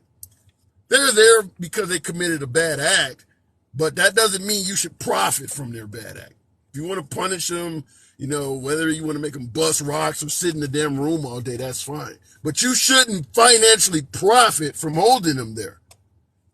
The incentive is obvious. If I'm going to make money with you being incarcerated, I'm going to favor laws to keep you in here longer. I'm making money off of you. Shit, I don't want to let you out. I don't want you to get better and return to society and become a better citizen. I want you in here. I'm making money. Horrible way it is. Looking in the comments here. How much do prisoners make in factories' license plates? I don't know what inmates earn, but I don't think hardly anybody makes more than 30 cents an hour, no matter what job you do in there. Sweeping, cooking, plates, furniture, whatever. I don't think anybody's making more than maybe 30, 40 cents an hour. I think some of them can make as little as like 5 cents an hour or something like that. So it's very, very low. And nobody expects you to get rich while incarcerated. But understand that a hell of a lot of felons, in addition to being sentenced to prison, are often given huge amounts of restitution they have to pay to their victims. And even though you're only earning 5, 10, 15 cents per hour, they literally garnish that to pay your victims. So if you got a $50 restitution order against you and you're working all day for 10 cents an hour and they're garnishing that trying to pay off 50,000 bucks you owe, or child support or whatever else you owe, they do that. They actually do that stuff. It's horrible. It is fucking horrible. Ohio is $20 a month. Yeah. Think about that. If you work 40 hours a week, so you're talking an average of 160 hours a month, full-time job, 160 hours a month, and you get $20 for that. I don't know what the hourly wage for that is, but if you're getting $20 for a combined 160 hours of labor, it's obviously a huge cent sign. Ain't no dollar behind any of that. You clearly are making very little per hour. The system is set up for failure. It definitely is. It definitely is. It's not designed for you to get out and better your life. I mean, we can come up with a host of reasons why. The fact that a felony can affect you for 15, 20 years later. I mean, there's a host of reasons. The system is set up for you to do bad and hopefully return to prison. 6 cents an hour in Maryland. Wow. 0.60 cents industry, 15 cents while in school. Trades are about 35 cents an hour. Yeah, there you go. You folks know what's going on. No inmate in California that's working a prison industry job makes over $110 a month. And that's probably a lot. Well, I guess to some degree, with the exception of them restitution. I mean, what do you need money for in prison? I mean, you need some soups. You need some, you're going to need some hygiene products. All of that stuff's marked up, by the way. I heard ramen noodles even cost $1 a pack or something like that in prison. I mean, everything in there For folks who are making the lowest wages possible, they're charging them more for shit. Yeah, it's set up for failure. There's no denying that at all. I mean, you're going to pay this guy 15 cents an hour, but you want him to pay 10 times as much for a pack of ramen noodles. I mean, yeah. And then it leads to what you could easily predict. Black market items. I mean, people are going to be fighting over shit because you're paying them so low they can't afford it. You market it up so this stuff, the only way to get this stuff oftentimes is hustles and crimes and things like that behind bars. It's a nasty, nasty system. TVs, Walkman, shoes, commissary, yeah. Rita says, dude, are you in jail? Now you're talking about somebody else, obviously, but I personally, I've never been arrested in my life, but I enjoy, being educated on a host of subjects. And I watch a lot of convict videos and hear them give explanations because in this country, we don't believe convicts. We believe in law enforcement, and any convict is just trying to lie and get themselves out of their crime. Well, the good thing for law enforcement is that allows you to really exploit and abuse the hell out of them because no matter what they say you did, nobody's going to believe them. So I do watch and listen to a lot of their material because I don't believe cops or criminals are 100% lying, no matter what side of it. There's some truth in there. And yeah, I believe they're paying ridiculous sums for toiletries, deodorant, ramen noodles, bag of chips. All of that shit costs way more than you would pay at a gas station. And they're making way less than you earn. It's ridiculous. Anyhow, folks, I do got to get back to work. It's always an honor talking to you folks. What do I say? You could be anywhere you want to be on this app. It's always a pleasure having you here with your boy. It's your boy, Tim, the Handsome Liberal. Monday through Friday, you enjoy civilized dialogue, both sides of the aisle, without any fear of being blocked, banned, or censored. You are in the right place. Follow the program. This is the backup profile, by the way. I'm going to point that out. This is the backup profile. The actual profile is titled The Handsome Liberal, spelled correctly. Here, the final L is missing. Just wanted to give this profile a little activity. 600 plus of you in here still, 75,000 likes, so I do appreciate all that. But follow the program if you enjoy this. We will be on the regular profile tomorrow, The Handsome Liberal as well. Catch you later. I think I am.